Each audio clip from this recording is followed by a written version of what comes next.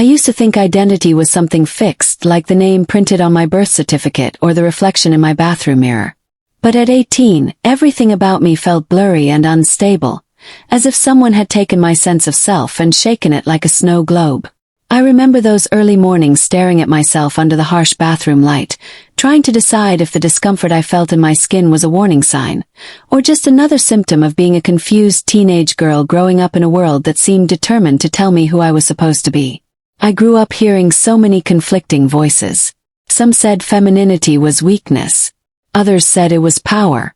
Some said a woman had to be flawless, smooth, slim, polished. Others said true confidence came from rejecting all that.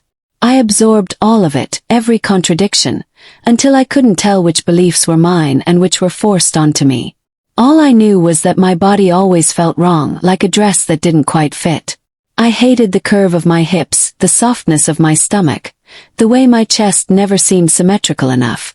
I hated that I'd compare myself to every girl online and swear something was defective about me. At 18, the pressure reached a point where something inside me snapped.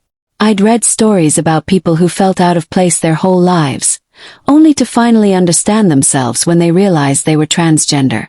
The idea was powerful, comforting even. It gave shape to the vague unease that had followed me for years. Maybe I wasn't failing at being a woman.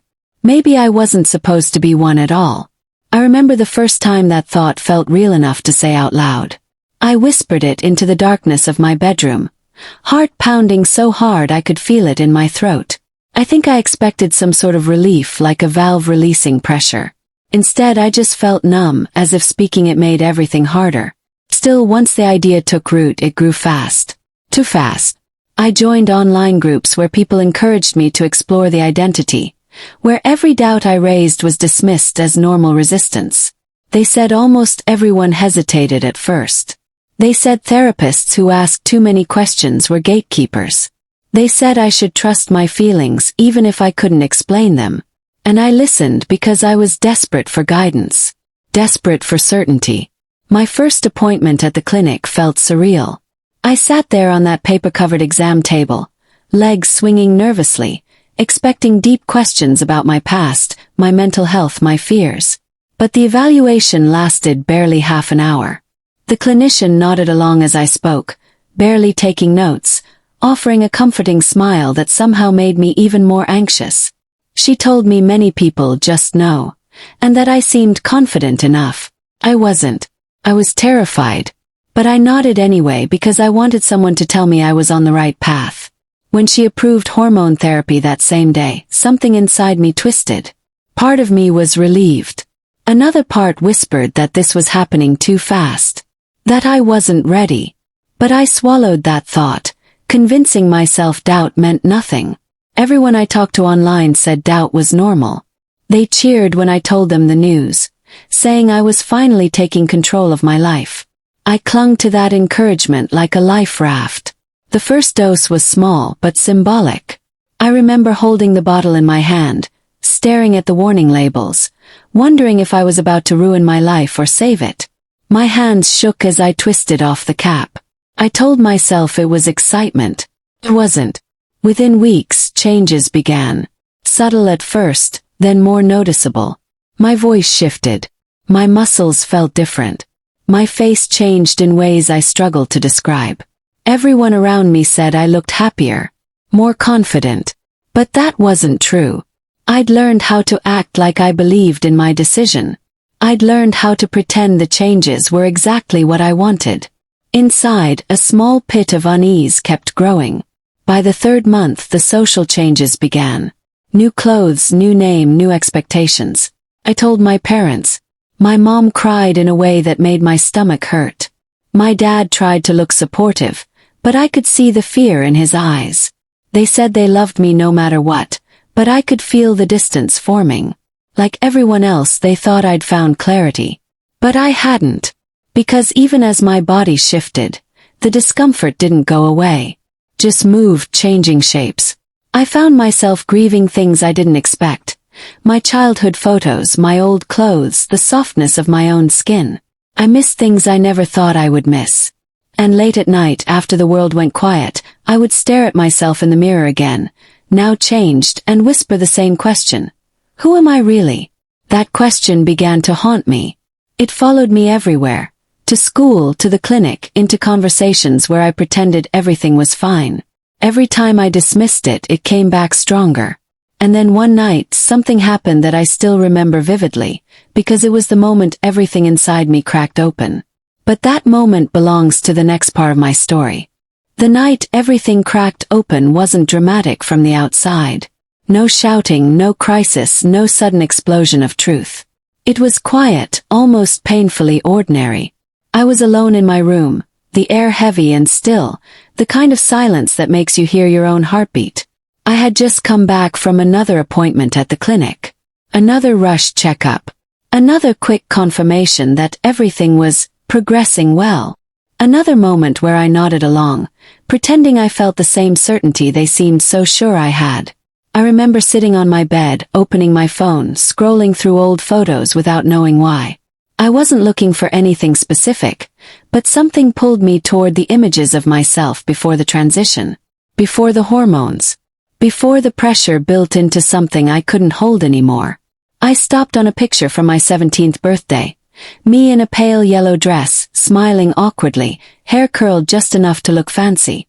I remember feeling insecure that day, thinking my shoulders looked broad, my makeup uneven, my expression forced. But as I stared at it now, something inside me shifted. I missed that girl. I didn't expect that. I didn't even know how to process it.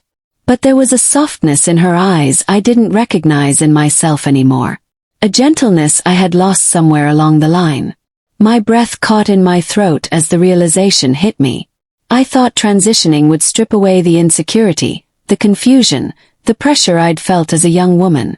I thought it would take away the pain.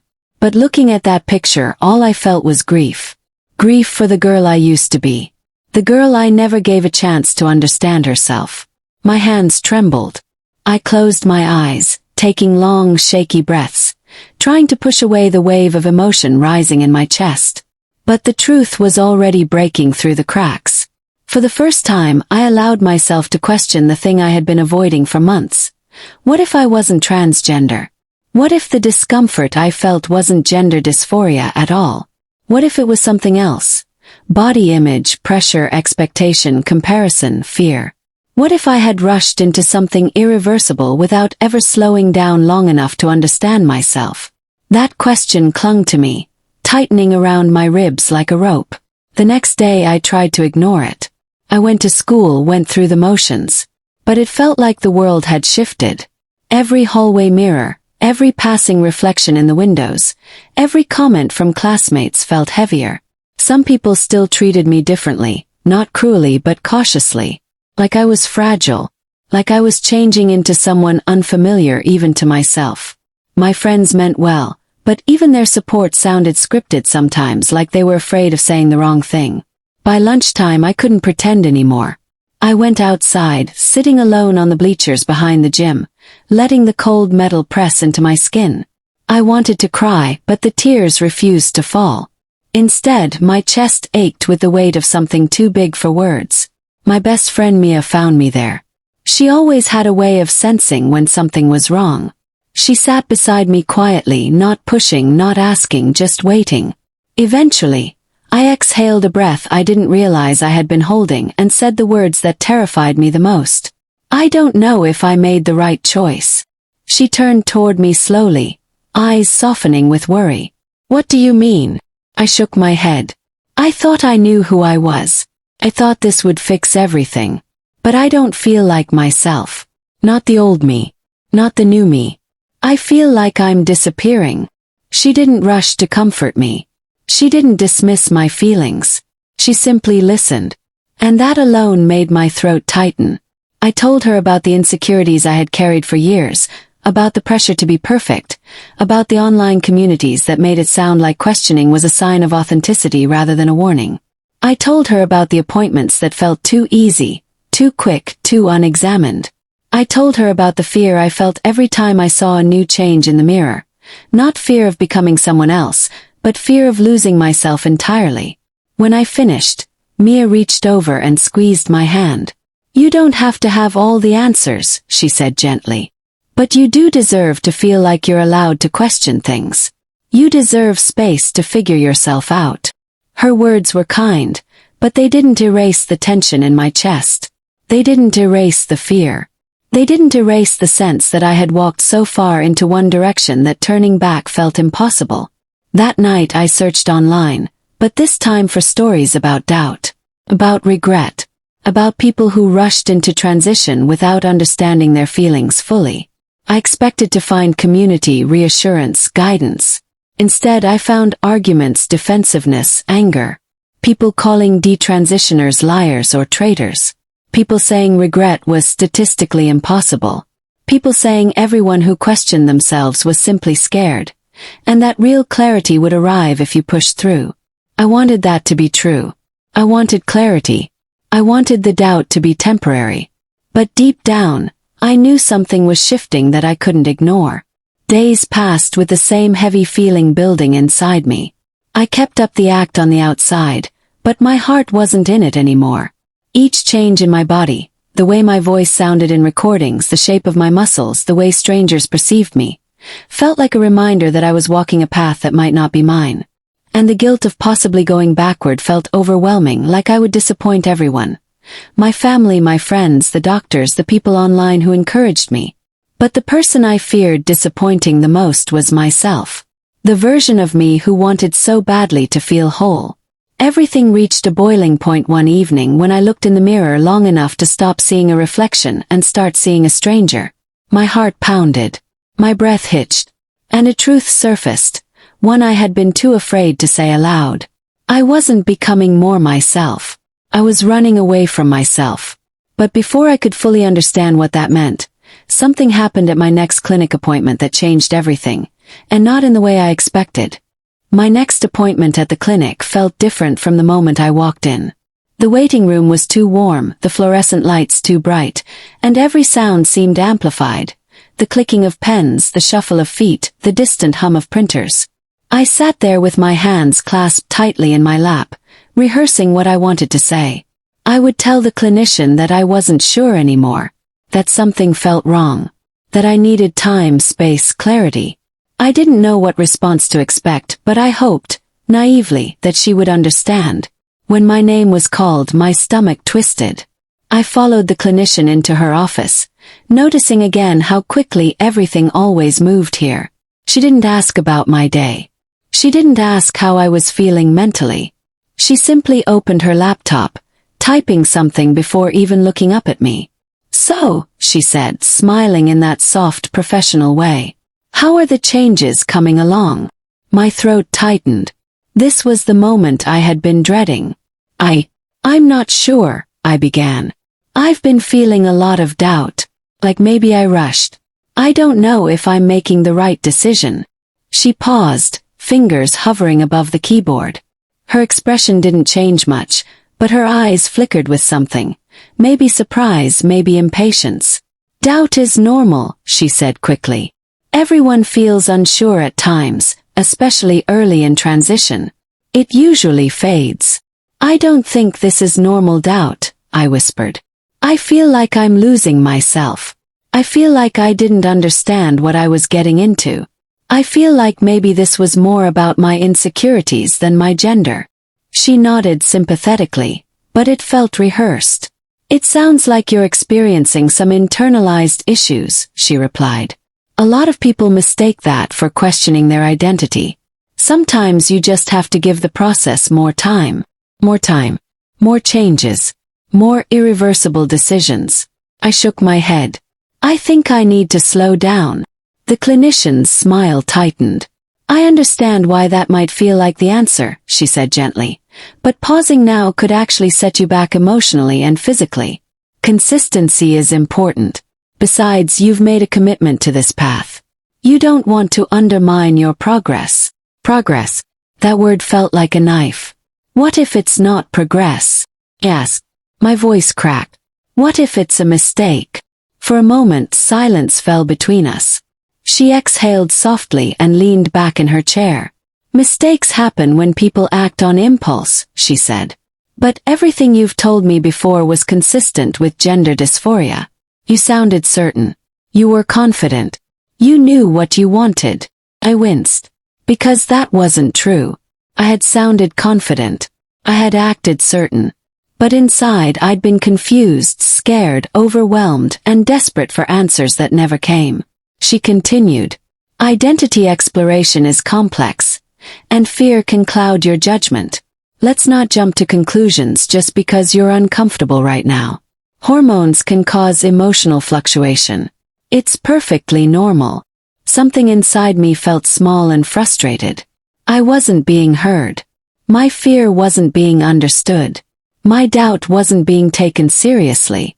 I felt like I was being ushered forward on a conveyor belt I couldn't step off. I tried again. Can we pause treatment? Just temporarily.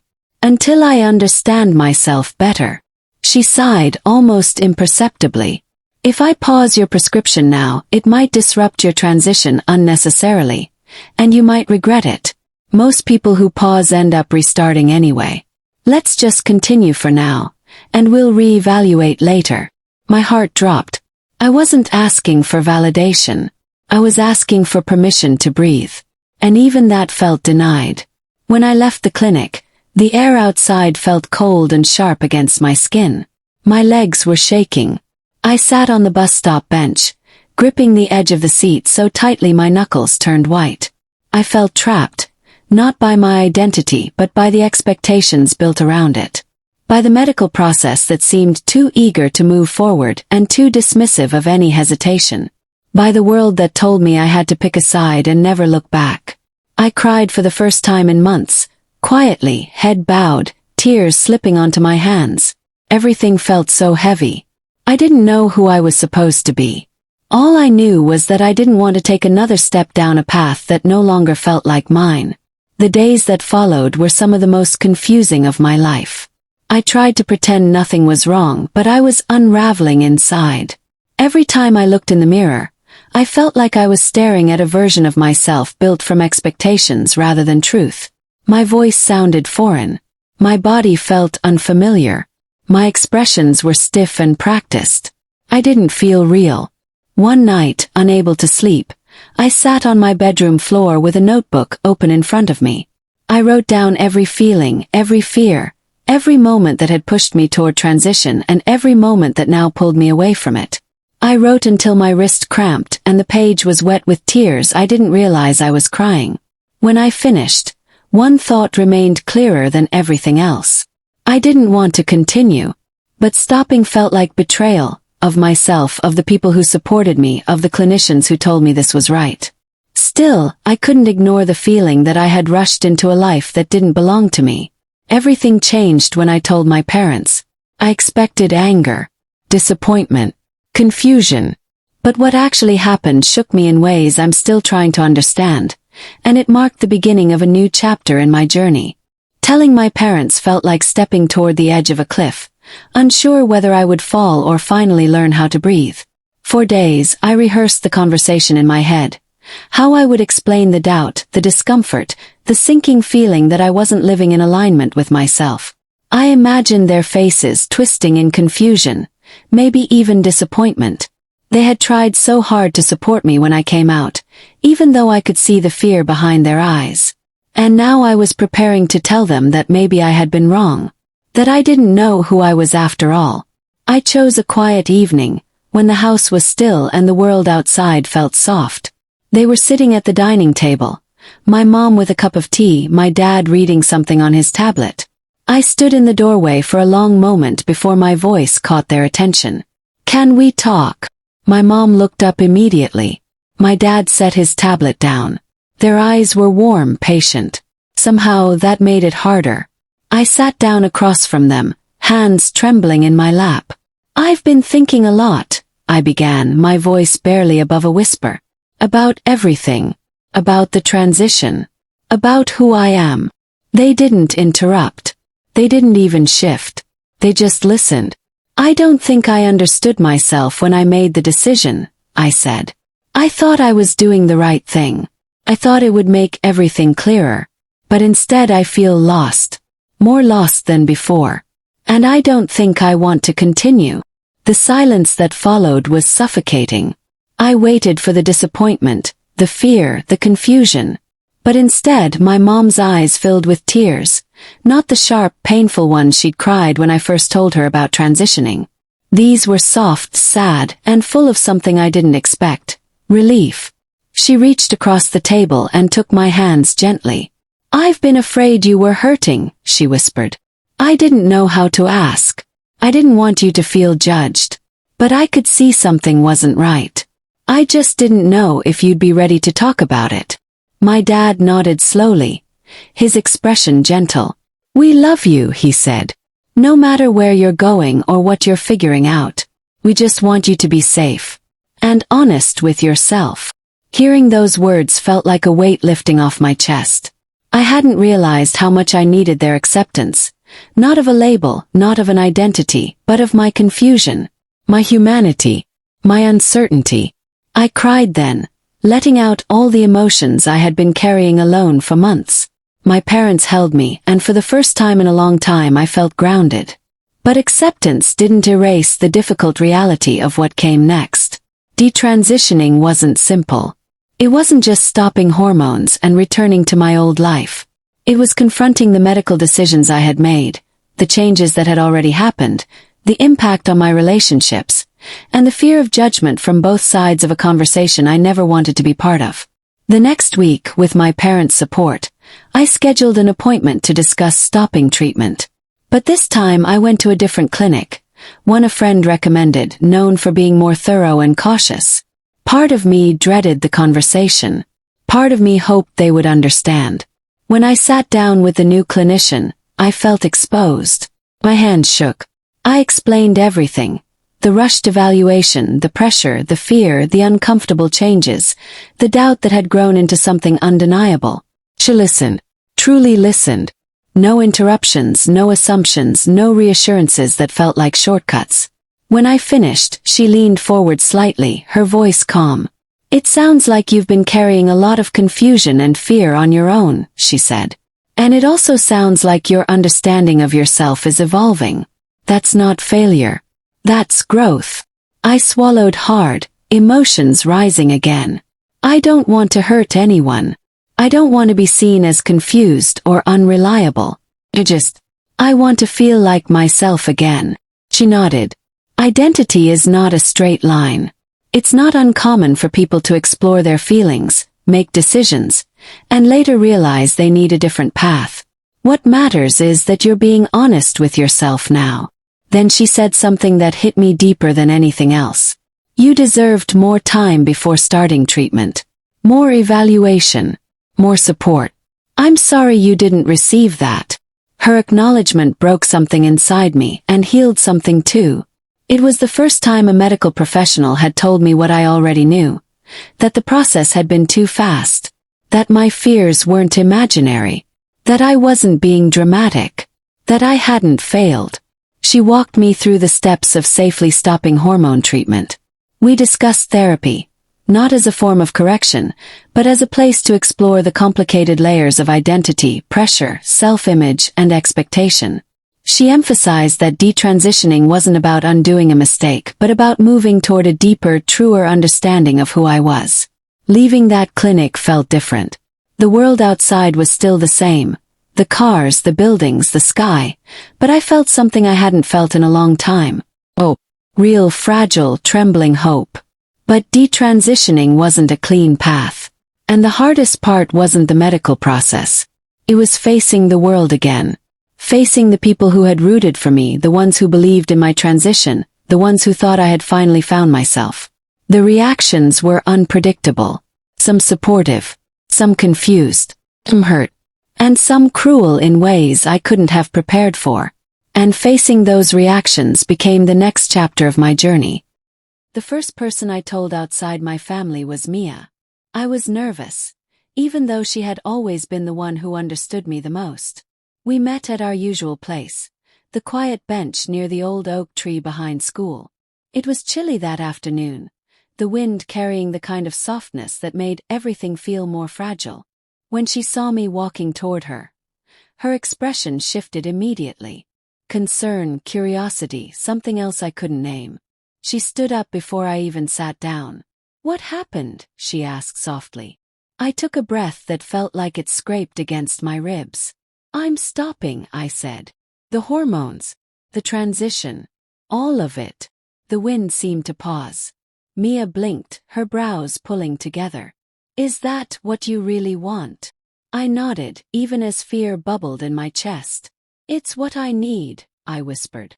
I felt wrong for months. I kept trying to push through it because I thought that's what I was supposed to do. But it never felt right. It never felt like me. Mia exhaled slowly, her shoulders softening. "I was worried," she admitted. "I didn't want to say it and make you feel unsupported, but I could see you were hurting." I blinked back sudden tears. "I didn't want to disappoint anyone." "You're not," she said immediately. "You're just figuring yourself out. That's not disappointing.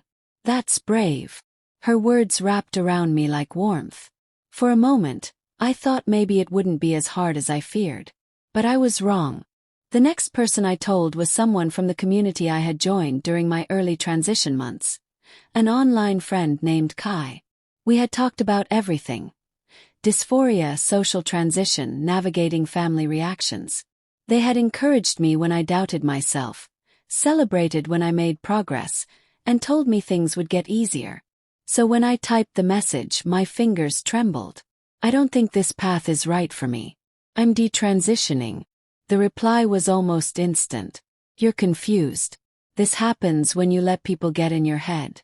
Don't throw everything away over temporary doubt." I tried to explain. They didn't want to hear it. Regret isn't real. You just need to stay consistent. You'll ruin your life if you go back. Their words felt sharp, cutting. I stared at my screen as the messages kept coming. Accusations, disappointment, frustration disguised as concern. But underneath it all was a truth I couldn't ignore. They cared more about the idea of transition than about me as a person. I left the chat, blocked the notifications, and cried alone on my bed, feeling like I had torn a piece of myself away. The reactions from school were mixed. Some people avoided me, unsure of what to say.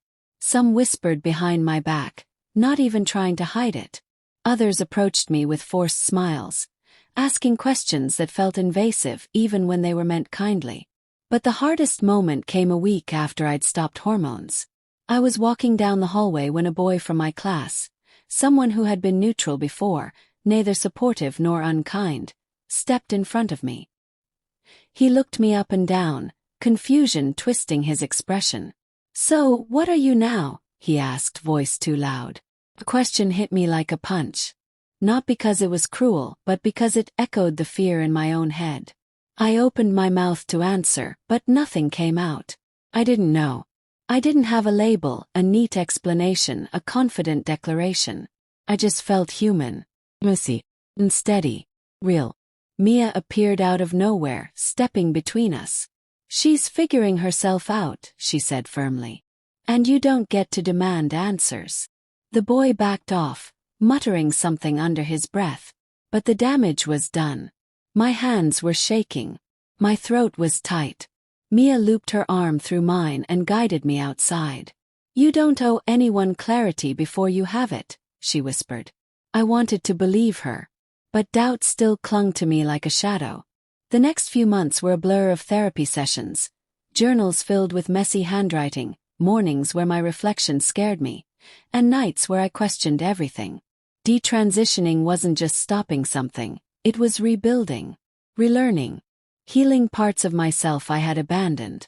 Physically, the changes were slow. My body felt like it was unwinding from a direction it had been pushed into. My voice softened a little. My face shifted in small ways. But emotionally, the process was much more complex. There were days when I felt lighter, more myself, more grounded. And there were days when I felt lost, ashamed, afraid of the future. But through it all, one truth grew clearer. My identity wasn't something to rush. It wasn't something to force. It wasn't a mold to fit into or a script to follow. It was something to understand gently, patiently, honestly. And slowly, as weeks turned into months, I found myself moving toward something that felt peaceful. Not perfect, not fully formed, but real. One evening, near the end of my first year detransitioned, something happened that marked a turning point I didn't expect. Something that showed me just how far I had come, and how far I still had to go.